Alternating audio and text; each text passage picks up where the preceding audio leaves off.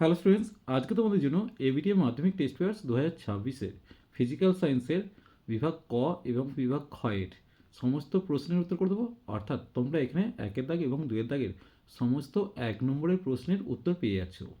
চলো প্রথমে দেরি না করে বিভাগ কটা দেখে নেবো, যেখানে তোমাদের 15টা এমসিকিউ প্রশ্নের উত্তর করতে হবে। প্রথম যে কোশ্চেনটা দেওয়া আছে, প্রদত্ত যে জোটটি গ্রিনহাউস গ্যাস নয়, এখানের মধ্যে কোনটা উত্তর হবে? সি এর উত্তরটা অক্সিজেন এবং নাইট্রোজেন। দুইয়ের কোশ্চেন, স্থির উষ্ণতায় চাপের সঙ্গে ঘনত্বের সম্পর্ক। দেখো, চাপ যত বৃদ্ধি পাবে ঘনত্ব তত বৃদ্ধি পাবে, অর্থাৎ চাপের সঙ্গে ঘনত্বের সম্পর্ক হচ্ছে সমানুপাতিক। তাহলে বিয়ের উত্তরটা সঠিক হবে। এরপর দেখে নেব, প্রদত্ত রাসায়নিক সমীকরণ অনুযায়ী CH4 2O2 থেকে CO2+2H2O 10 মোল CH4 পোড়াতে এসটিপিতে কত আয়তন O2 লাগবে? খেয়াল করো, এখানে 1 মোল CH4 দহনে 2 মোল O2 লাগছে।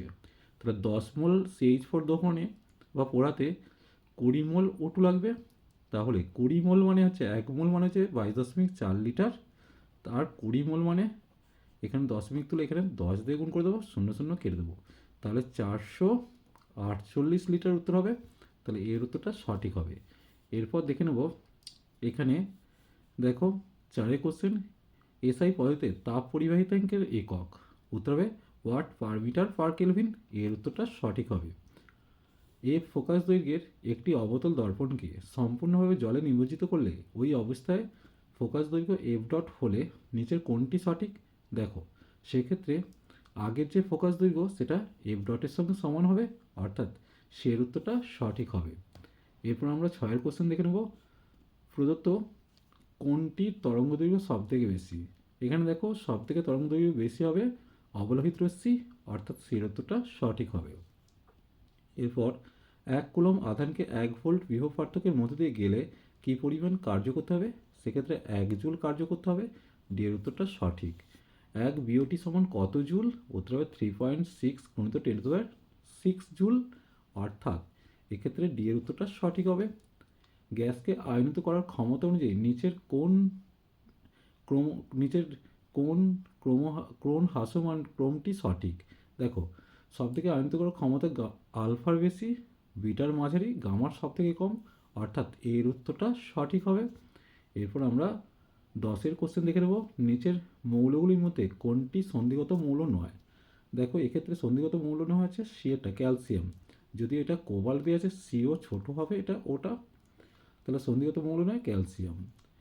11 কোশ্চেন, নিচের কোন যৌগের মধ্যে তড়িৎযোজী, সমযোজী ও অসমযোজী 3 প্রকারের বন্ধন আছে? উত্তর হবে অ্যামোনিয়াম ক্লোরাইড, অর্থাৎ ডি এর উত্তরটা সঠিক হবে। এরপর 12 কোশ্চেনটা আমরা দেখে নেব, তড়িৎ বিশ্লেষণে অ্যানোডে সংঘটিত বিক্রিয়াটি হলো। অ্যানোডে কি হয়? জারণ ঘটে। আমি আগেই বলেছি, কবি আজা, ক্যাথোডে বিজারণ, অ্যানোডে জারণ। তাহলে এখানে জারণ ঘটে অ্যানোডে। বি এর উত্তরটা সঠিক হবে। এরপর 13 কোশ্চেন, কিপ যন্ত্রে প্রস্তুত করা যায় না যে গ্যাস, তা হলো, এখানে কিপ যন্ত্রে প্রস্তুত করা যায় না HCl গ্যাসটা, অর্থাৎ হাইড্রোজেন ক্লোরাইড। এরপর থার্মিন মিশ্রণ হলো, এখানে থার্মিন মিশ্রণ কোনটা হবে? Fe2O3 আর অ্যালুমিনিয়ামের চূর্ণের মিশ্রণ, অর্থাৎ সেই উত্তরটা সঠিক। 15 কোশ্চেন, প্রদত্ত কোন যৌগটির সঙ্গে জলীয় সোডিয়াম বাইকার্বনেটের বিক্রিয়ায় কার্বন ডাইঅক্সাইড উৎপন্ন হয়? এটা অ্যাসিটিক অ্যাসিডের বিক্রিয়া, অর্থাৎ বি এর উত্তরটা CH3COOH। এরপর দেখো, দুয়ের দাগের তোমাদের 21টা 1 নম্বরের প্রশ্নের উত্তর করতে হবে। দেখে নেব, এখানে তোমাদের বিকল্প প্রশ্ন থাকবে কিন্তু। দেখো, ভূ উষ্ণতা বৃদ্ধির একটি ক্ষতিকারক প্রভাব উল্লেখ করো। সমুদ্রের জলতল বৃদ্ধি লিখতে পারো, অথবা হিমবাহের বরফ গলে যাওয়া।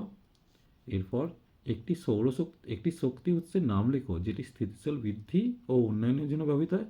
অবশ্যই সৌরশক্তি, বায়ুশক্তি, জোয়ার ভাটা শক্তি, যে কোনো একটা লিখবে।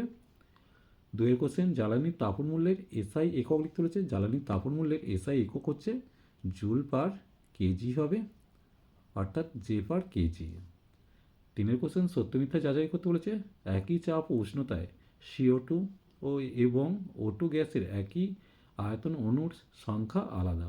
দেখো, আমরা অ্যাভোগাড্রো প্রকল্প থেকে কী জানতে পারি? একই চাপ উষ্ণতায় সম আয়তন গ্যাসের মধ্যে সমান সংখ্যক অণু বর্তমান, তাই একই আয়তনের মধ্যে সমান সংখ্যক অণু থাকার কথা, তাই এটা মিথ্যা দিয়েছে। 13 গ্রাম C2H2 গ্যাসের জন্য আদর্শ গ্যাস সমীকরণটি হলো, আমরা জানি PV = nRT, এটা হচ্ছে আদর্শ গ্যাস সমীকরণ, যেখানে n এর মানটা এখানে তৈরি করতে হবে। n সমান আমরা কি নিই W/m, তো W হচ্ছে 13, mটা হচ্ছে আণবিক ভর, এক্ষেত্রে আণবিক ভর দেখো 26 হবে, কারণ 12 দুগুণে 24, তার সাথে 2 যোগ করে 26 হচ্ছে, তাই 13কে 26 দিয়ে ভাগ করলে 1/2 পাবো, অর্থাৎ 0.5 পেলাম n এর মান। তাহলে PV = 0.5 RT হবে। এরপর অথবা দিয়েছে নির্দিষ্ট তাপমাত্রায় কিছু পরিমাণ গ্যাসে চাপ প্রয়োগ করে আয়তন অর্ধেক হবে, এটা আয়তন অর্ধেক করা হলো, চাপ বৃদ্ধির পরিমাণ নির্ণয়। আমরা জানি দেখো P1 V1 সমান P2 V2, এখন এখানে P2 V2টা হচ্ছে দেখো V1/2 হবে, কারণ আগের আয়তনের অর্ধেক করেছি, তাই V1/2 করলাম। এখন দেখো V1 কেটে দিলাম, তাহলে P2 সমান কী হবে, 2P1 হবে। তাহলে P2 সমান 2P1, অর্থাৎ আগের চাপের দ্বিগুণ করা হলো বা চাপ দ্বিগুণ বৃদ্ধি করা হলো। বলছে কোনো কঠিন পদার্থের ক্ষেত্রফল প্রসারণ গুণাঙ্ক ও আয়তন প্রসারণ গুণাঙ্কের অনুপাত। দেখো আমরা জানি ক্ষেত্রফল তো আলফা সমান β/2 গামা/3, তো আমি ডাইরেক্ট β/2 সমান গামা/3 লিখলাম। তাহলে ক্ষেত্রফল বাই আয়তন প্রসারণ গুণাঙ্ক সমান 2/3, অর্থাৎ ক্ষেত্রফল ও আয়তন প্রসারণ গুণাঙ্কের অনুপাতটা হবে 2:3। অথবা দিচ্ছে সেলসিয়াস স্কেলে উষ্ণতার বৃদ্ধি হলে কেলভিন স্কেলে উষ্ণতার বৃদ্ধি কত হবে, কোশ্চেনটা ইনকমপ্লিট আছে। এরপর দেখো 6 কোশ্চেন, একটি আলোকরশ্মি অবতল দর্পণের বক্রতা কেন্দ্র দিকে গেলে আপতন কোণের মান 0 হবে। 7 কোশ্চেন, দৃশ্যমান আলোর তরঙ্গ দৈর্ঘ্যের পাল্লাটা লিখতে বলেছে, উত্তর হবে 400 থেকে 700 ন্যানোমিটার, 400 থেকে 700 ন্যানোমিটার হবে। এরপর 8 কোশ্চেন, একটি তারকে দুভাগ করলে তার রোধাঙ্ক কি পরিবর্তন হবে, দেখো তারের রোধাঙ্কের পরিবর্তন হবে না। 9 কোশ্চেন, ডায়নামোতে কোন ধরনের শক্তি তড়িৎ শক্তিতে রূপান্তরিত হয়, এক্ষেত্রে তোমরা জানো যান্ত্রিক শক্তি তড়িৎ শক্তিতে রূপান্তরিত হয়, তাহলে উত্তর হবে যান্ত্রিক শক্তি। 10 কোশ্চেন, পারমাণবিক চুল্লিতে কোন ধরনের নিউক্লিয়ার বিক্রিয়ার সাহায্যে শক্তির উৎপাদন হয়, অবশ্যই নিউক্লিয় বিভাজন বিক্রিয়া ঘটে, পারমাণবিক চুল্লিতে নিউক্লিয় বিভাজন বিক্রিয়া ঘটে। এরপর অথবা দিয়েছে তেজস্ক্রিয় মৌলের খনিতে কোন নিষ্ক্রিয় গ্যাস পাওয়া যায়, হিলিয়াম উত্তর হবে, তাহলে উত্তরটা হচ্ছে হিলিয়াম He। এরপর একটা সমতা বিধান দিয়েছে, দেখে নেবো, বা ম্যাচিং দিয়েছে, সামঞ্জস্য ম্যাচিং। অ্যামোনিয়া প্রস্তুত করতে ব্যবহৃত হয় নাইট্রোজেন।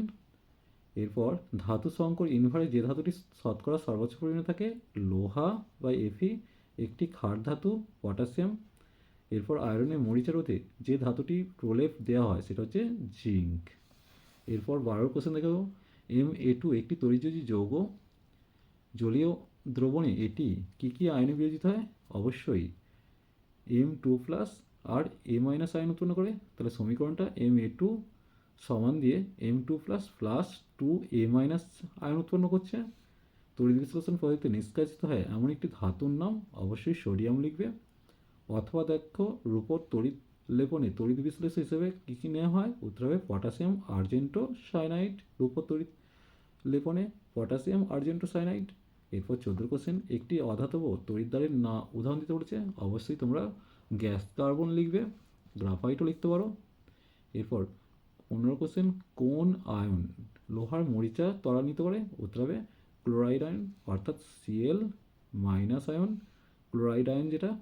ইলেকট্রন কোন ধাতু সংকর, উত্তর হবে ম্যাগনেসিয়াম আর জিঙ্ক। এরপর দেখো ফেরিক ক্লোরাইড জলীয় দ্রবণে অ্যামোনিয়ার জলীয় দ্রবণ যোগ করলে যে বাদামি অধক্ষেপ পড়ে তার সংকেত ফেরিক হাইড্রক্সাইড, অর্থাৎ সংকেতটা হবে FeOH3, এটা FeOH3, ভালো করে লিখে নাও FeOH3।